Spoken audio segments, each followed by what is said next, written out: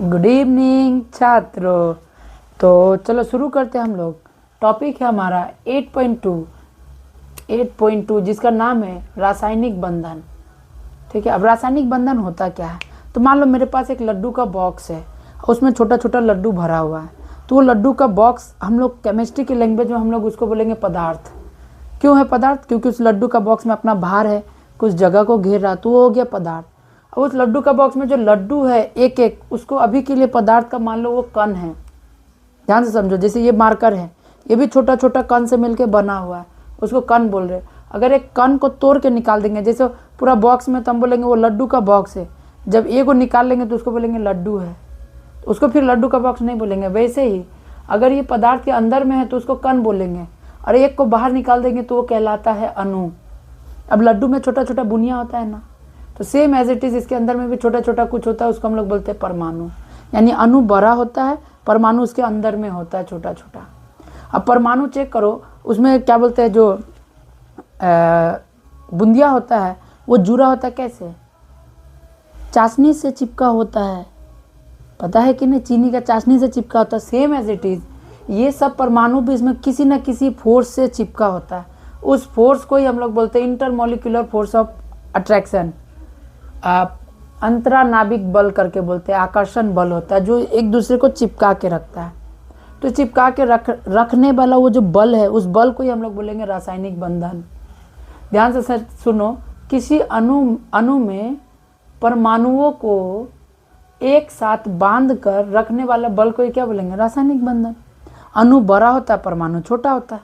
तो देखो, जैसे हम बोल रहे हैं हाइड्रोजन और हाइड्रोजन आपस में एक एक बॉन्ड बनाकर जुड़ जाता है, तब H2 बन जाता है। ये है अणु और ये है इसका परमाणु। तो ये दोनों जुड़ गया, किसी न किसी बल से जुड़ा, वही है रासायनिक बंधन। सेम ये भी केस, सेम ये भी केस। क्लियर? अब बंधन बनाया क्यों? कोई भी परमाणु क्यों बंधन बनाता है? मान लो तुम क्यों किसी से रिश्ता जोड़ेगा? क्योंकि तुम अभी क्या बोलते अकेले होगा तो खाना खुद ही बनाना पड़ता होगा, या मम्मी देती होगी। मम्मी कब तक देगी? मान लो घर से भगा दिया, कपड़ा लत्ता खुद ही खींचेगा, है ना, अपना हर काम खुद ही करना पड़ेगा।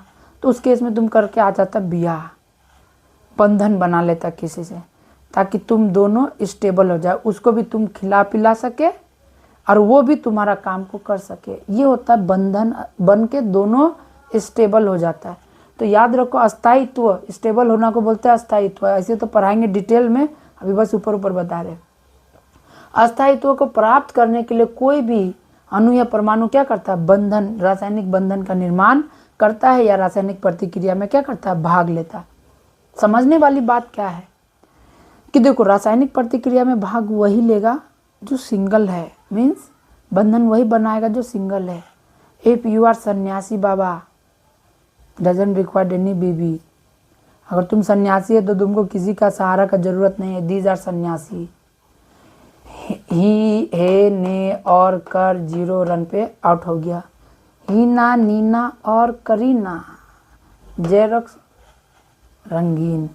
हीना, नीना और करीना का जेरोक्स रंगीन हो गया। समझ में आया?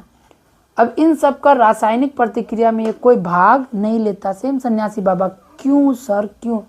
क्योंकि जब हम लोग हीलियम देखते तो इसका आखिरी कक्ष में 2 इलेक्ट्रॉन होता है। नियोन देखते तो ये 10 नंबर पे आता है 2,8। आर्गन देखते तो 18 नंबर पे आता है 2,8,8। इसका पहला कक्ष में 2 होना चाहिए है, इसका आखिरी कक्ष में 8 है। सब कक्ष भरा हुआ, देखो इधर जितना एलिमेंट है सबका आखिरी कक्ष या पूरा कक्ष, सारा कक्ष भरा हुआ है। जिसका सारा कक्ष भरा रहता है उसको हम लोग निष्क्रिय गैस बोलते हैं, जो किसी प्रतिक्रिया में पार्टिसिपेट नहीं करता है। सन्यासी को देखा कोई शादी ब्याह में है या किसी लड़की की तरफ जा रहा है कि हम इससे ब्याह करेंगे, नहीं देखा होगा, क्योंकि पार्टिसिपेट ही नहीं करता कोई भी रिएक्शन में। बारीक कक्ष पूर्ण भरित, बारीक कक्ष को ध्यान देना, पूरा भरा होना चाहिए। अब जो रासायनिक बंधन 2 प्रकार का होता है। एक को बोलेंगे सहसंयोजी बंधन, कोवैलेंट बॉन्ड।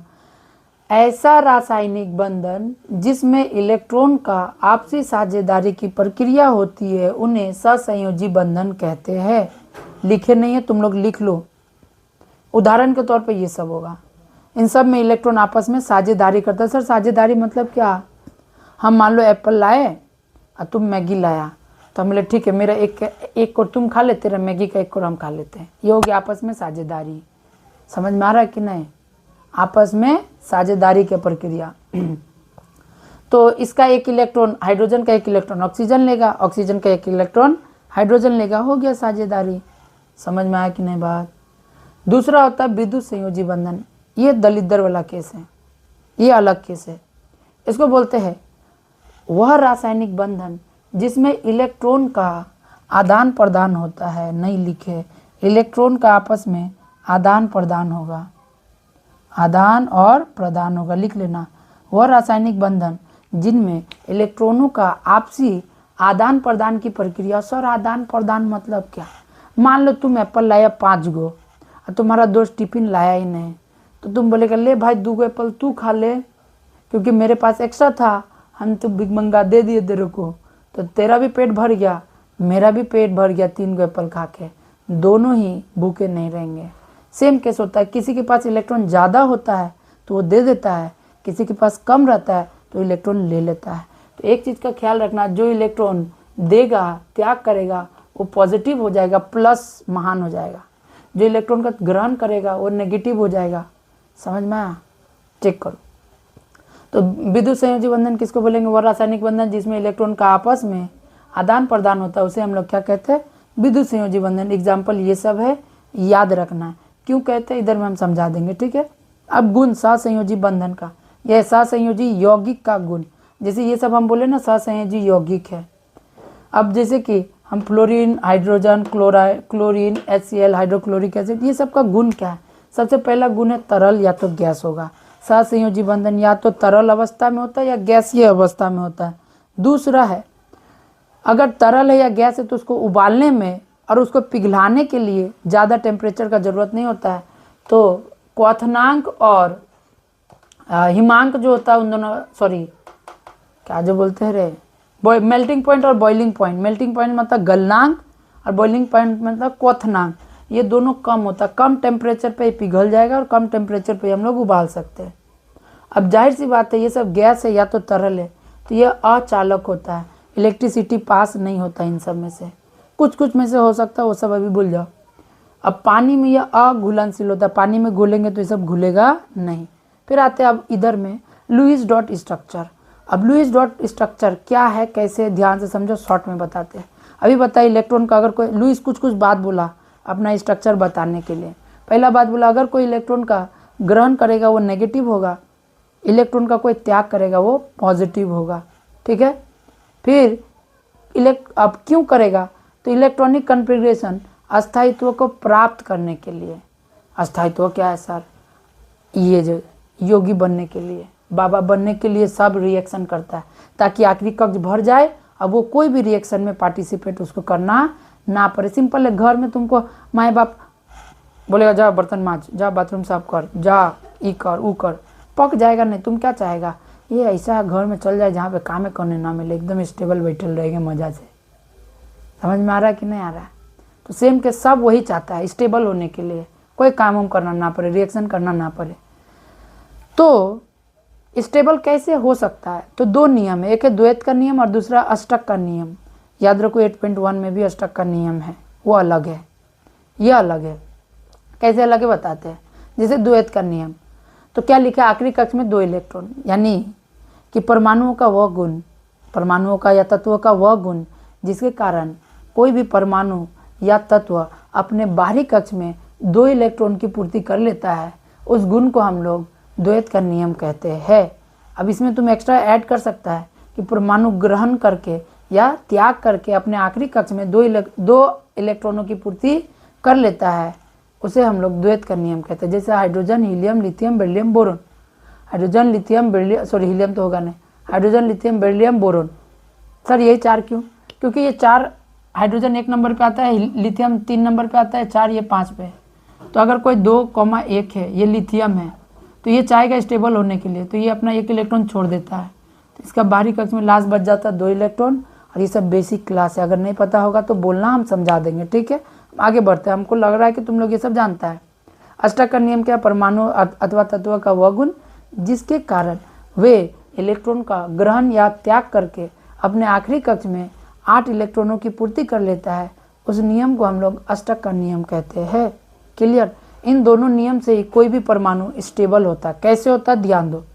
जैसे क्वेश्चन दे देगा हाइड्रोजन का लुईस डॉट स्ट्रक्चर बनाए, तो 6 को बात याद रखो।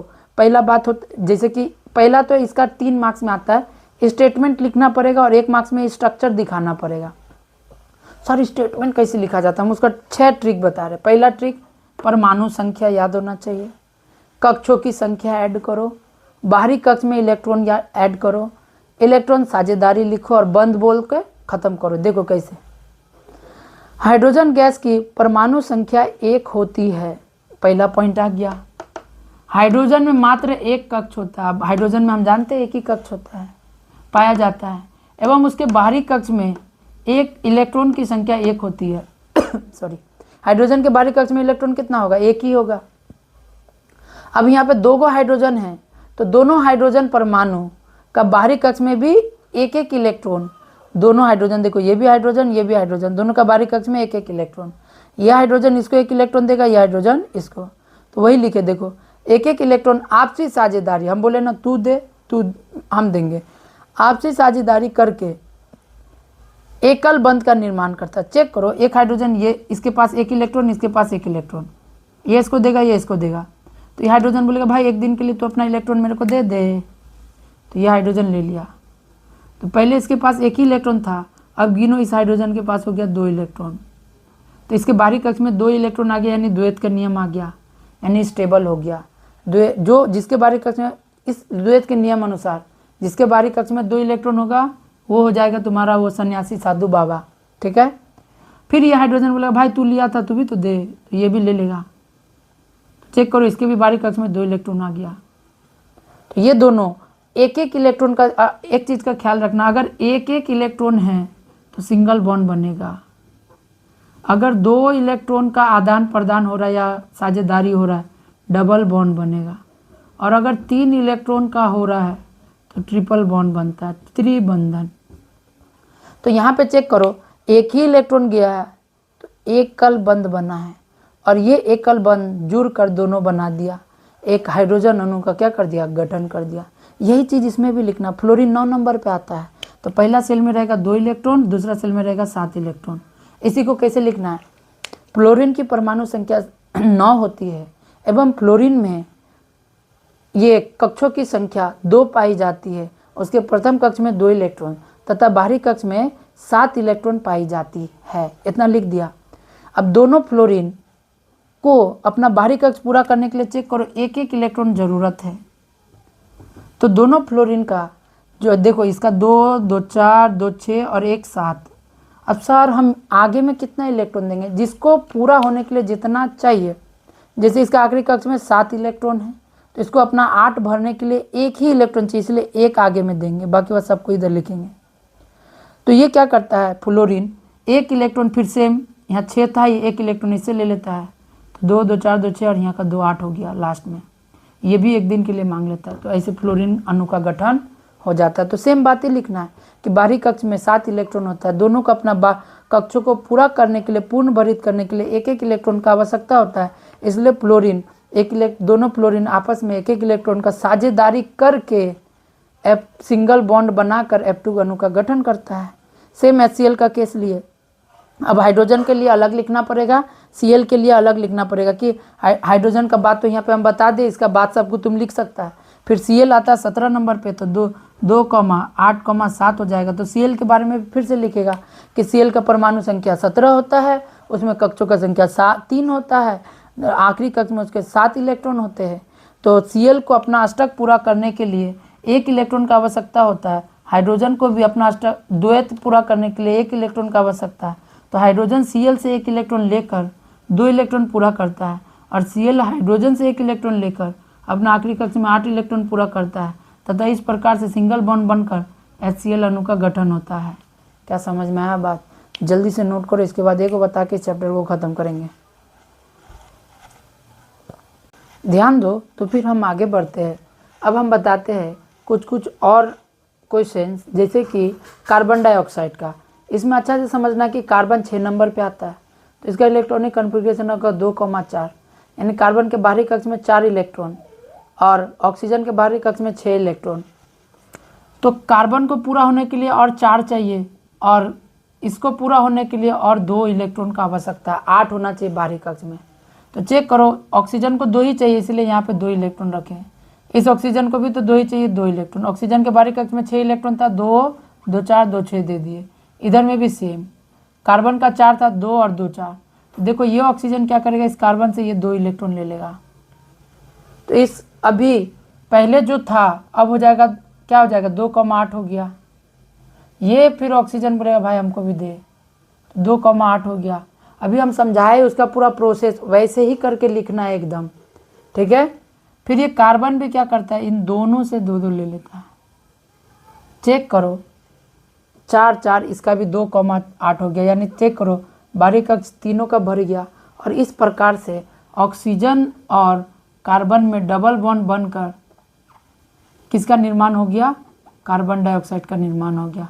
अच्छा से किताब में दिया होगा तुम लोग का, बहुत अच्छे से करना, ठीक है। इसको अच्छे से हम बस समझा दे रहे हैं। अब देखो जैसे C2H4 है, तो C2H4 कार्बन पता है 4 गो था, 2 गो इधर दिए, एक इधर दिए, एक इधर दिए। क्यों सर ऐसा किए, क्योंकि हाइड्रोजन तो इसके पास 2 जाएगा और 2 उसके पास जाएगा, तो हाइड्रोजन के लिए तो एक ही इलेक्ट्रॉन चाहिए, तो ये हाइड्रोजन भी एक ले लेगा। चेक करो, सबका 2 2 इलेक्ट्रॉन हो गया। ये हाइड्रोजन का भी 2 इलेक्ट्रॉन, ये हाइड्रोजन का भी 2 इलेक्ट्रॉन। ये कार्बन क्या करेगा, ये हाइड्रोजन का भी ले लेगा और अपना ले लिया। देखो 2 2 4 और 4 8 हो गया। सेम केस ये कार्बन भी करता है ऐसे करके, अरे यहाँ से, ठीक है, ऐसे करके पूरा कर लेता है। और इस प्रकार से चेक करो, हाइड्रोजन और कार्बन में इधर में सिंगल बॉन्ड बना, इधर में कार्बन कार्बन में देखो 2 2 इलेक्ट्रॉन गया है, तो हम बोल सकते हैं डबल बॉन्ड बना है। और इस प्रकार से किस चीज़ का गठन हुआ, C2H4 का गठन हो गया। समझ में आ रहा है बात, एकदम अच्छे से समझो। अब जैसे देखो मीथेन का स्ट्रक्चर, अभी स्टेटमेंट कैसे लिखना हम समझा दिए हैं, अब वो तुम्हारे ऊपर में है कि तुम कितना मेहनती है। चेक करो, हाइड्रोजन सब अपना अपना 2 2 ले लिया, कार्बन भी बोलता भाई हम काहे रहेंगे, तू भी लोग एक एक दे दे। तो इस प्रकार से कार्बन और हाइड्रोजन में सब में सिंगल बॉन्ड बनता है, ऐसे करके दिख रहा है क्या। और ऐसे करके CH4 अणु का क्या हो जाता है, गठन हो जाता है। NH3 में सेम चेक करो, हाइड्रोजन 2 लिया, हाइड्रोजन 2 लिया, हाइड्रोजन 2 लिया, 2 को जो बच गया नाइट्रोजन का, टोटल नाइट्रोजन ऐसे तो 7 नंबर पे आता है नाइट्रोजन, यानी 2,5 है ना। तो बाहरी कक्ष में तो इसको तो हाइड्रोजन को तो एक एक ही चाहिए, तो 2 को बच जाता है। इसको हम लोग लोन पेयर बोलते हैं, लोन पेयर इलेक्ट्रॉन बोलते हैं, ठीक है। अभी जानने का कोई ज़रूरत नहीं है। ये भी ऐसे करके सब से ले लेगा। तो चेक करो, इसका भी 8 पूरा हो गया, ठीक है ना। इसका भी चेक करो, इसको इसमें सब में सिंगल बॉन्ड बन रहा है, ये नाइट्रोजन ऐसे करके लेगा, 8 हो गया, 6 और 2 8। ये नाइट्रोजन भी से ऐसे लेगा, किताब में देख लेना, ठीक है। अब ये ख़त्म हुआ तुम्हारा क्या, ये ख़त्म हुआ तुम्हारा। अभी तक हम लोग पढ़े कोवैलेंट बॉन्ड। कोवैलेंट बॉन्ड का मतलब होता है सहसंयोजी बंधन, और सहसंयोजी बंधन का हम लोग लुईस डॉट स्ट्रक्चर अच्छे से बना लिए। देखो बहुत ज़्यादा ही हम सिंपल भाषा में समझा दे रहे और बहुत कम टाइम में बता दे रहे, और इतना बता रहे ना कि एक क्वेश्चन बोर्ड में इससे ज़्यादा नहीं आने वाला है। सोचो 10 मिनट का ही वीडियो में एक क्वेश्चन ऐसा नहीं आएगा कि जो मेरा नोट जो मिल रहा है बोर्ड में उससे बाहर आए। 20 नहीं तो PYQ चेक कर लेना तुम लोग, जितना पढ़ा रहे 2017 से लेके 2025 तक का पेपर है, चेक कर सकता है। कुछ कुछ ही क्वेश्चन होगा जो शायद ही तुमको बता नहीं पाएगा, अगर याद है सब चीज़ तो। चेक करो, अब आ जाता है आयनिक बंधन। आयनिक बंधन किसे कहते हैं, वो रासायनिक बंधन जिसमें इलेक्ट्रॉन का आदान प्रदान होता है। सर कैसे होता है, चेक करो। हम मान लेते हैं NaCl क्या लेते हैं, NaCl होता है सॉल्ट, इसको हम लोग नमक बोलते हैं ना, सॉल्ट। तो ये नमक जो है, अब Na होता है सोडियम, चेक करो, इसको हम लोग पढ़ते हैं सोडियम, है ना। अब सोडियम जो है ये 11 नंबर पे आता है, परमाणु संख्या 11 होता है। तो पहला सेल में 2 इलेक्ट्रॉन, दूसरा में 8 और तीसरा में 1 रहेगा। क्लोरीन 17 पे आता है, 2,8,7 हो गया। यानी कि चेक करो, सोडियम के पास लास्ट सेल में 1 इलेक्ट्रॉन, इसीलिए 1 डॉट। क्लोरीन के लास्ट सेल में 7 इलेक्ट्रॉन, इसीलिए 2 2 4 2 6 और 1 7। तो अब चेक करो, सोडियम के लिए आसान क्या, ये एक इलेक्ट्रॉन को छोड़ देना, ये इसके पास आखिरी कक्ष में एक इलेक्ट्रॉन का कमी है, इसके पास ज़्यादा है, तो ये अपना एक इलेक्ट्रॉन इसको दे देता है। तो दे दिया तो कैसे बना, चेक करो, ध्यान दो। Na अपना इलेक्ट्रॉन को दे दिया, तो 2,1 चला गया, तो ये हो गया 8। और जो इलेक्ट्रॉन देता है, इलेक्ट्रॉन लूज करेगा, वो बन जाएगा पॉजिटिव। इलेक्ट्रॉन गेन करेगा तो वो बन जाएगा नेगेटिव। इससे पहले हम बताए थे आयनिक बंधन बनाने के लिए लुईस क्या क्या बात बोला था, वो सब पॉइंट भी आता है एग्जाम में, इसलिए अच्छे से याद रखो। तो ये एक इलेक्ट्रॉन छोड़ा, इसलिए इस पर एक प्लस का चार्ज आ गया।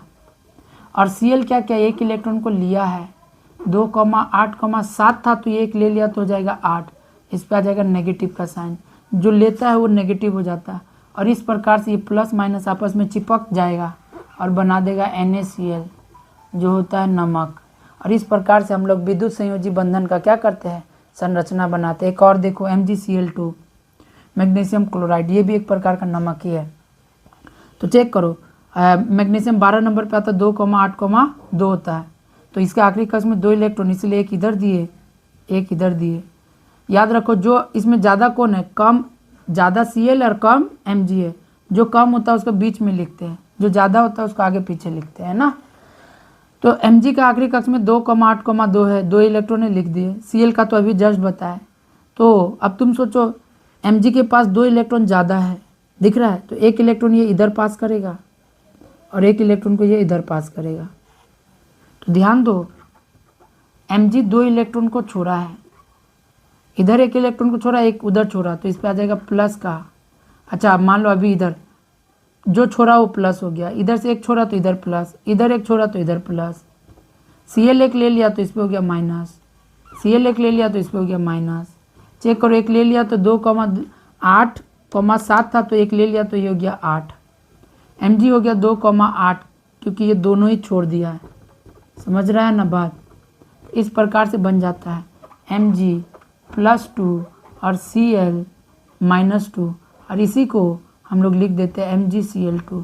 सर 2 कहाँ से आ गया, क्लोरीन दोनों तरफ था, इसीलिए 2 को क्लोरीन को लिखे, Mg एक ही को था इसलिए 1 को लिखे। ऐसे करके NaF का अच्छे से कर लो, सोडियम क्लोराइड का। समझ में आया बात, कर लो, देखो इजी है, ठीक है ना। अभी तक हम जितना बताया। अच्छा कुछ कुछ बात का ख्याल रखना है, जैसे कि हम ग्लूकोज बोलते हैं C6H12O6 है ना, ये ग्लूकोज है एक प्रकार से, मान लो इसको चीनी का फॉर्म है ना, चीनी, शुगर। अभी हम लोग ये शुगर से कंपेयर करें, शुगर है नहीं, जस्ट इमेजिन। तो चीनी जो होता है उसमें पाया जाता है कोवैलेंट बॉन्ड, सहसंयोजी बंधन। और अभी जो हम बोले ये NaCl है, ये है विद्युत संयोजी बंधन। तो चीनी और विद्युत में क्या डिफरेंस होता है, समझ में आ रहा है, किसका बॉन्ड ज़्यादा मजबूत है। चेक करो, ये उसको दे दिया, तो दे दिया तो प्लस माइनस वाला चीज़ जल्दी से चिपकेगा, तो NaCl का बॉन्ड ज़्यादा मजबूत होता है, और चीनी वाला यानी कोवैलेंट बॉन्ड, सहसंयोजी बंधन ज़्यादा मजबूत नहीं होता। सर हिंदी में बोलिए ना, नहीं आया समझ। एक एक्सपेरिमेंट बताते हैं, चीनी लो थोड़ा सा, घर में तवा होगा, तवा पे रख के गरम करो, चीनी थोड़ा देर में पिघल जाएगा। इससे क्या पता चला, चीनी का पार्टिकल का जो बॉन्ड था वो ज़्यादा मजबूत नहीं था, इसलिए पिघल के पानी बन गया। फिर दूसरा केस लो, नमक को ले जाके कढ़ाई में रखो और उसको भूजो, चीनी का तरह ही भूजो, और तब तक भूजो जब तक वो पानी ना बन जाए, ठीक है। करते रहना। फिर भूजते हुए माई देखेगा, माई आके चप्पल मारेगा, फिर माई साइंस सिखाएगा कि चीनी पिघल जाता है, नमक नहीं पिघलता है। नमक को कितना भी टेम्परेचर दे दो उसका बॉन्ड टूटेगा ही नहीं, तो पिघलेगा ही नहीं। सिलेंडर से अगर टेम्परेचर दे रहा है तुम, तो सिलेंडर खाली हो जाएगा लेकिन नमक पिघलेगा नहीं।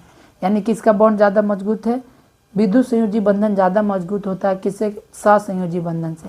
इसलिए NaCl का बंध ज़्यादा मजबूत हुआ किससे, चीनी से। नमक ज़्यादा मजबूत होता है चीनी से। क्लियर हुआ बात, पूरा चैप्टर खत्म कर दिया 8.2, बस छोटा सा वीडियो में। टिल देन मिलते हैं अगले वीडियो में। Bye bye, good night and जय श्री कृष्ण।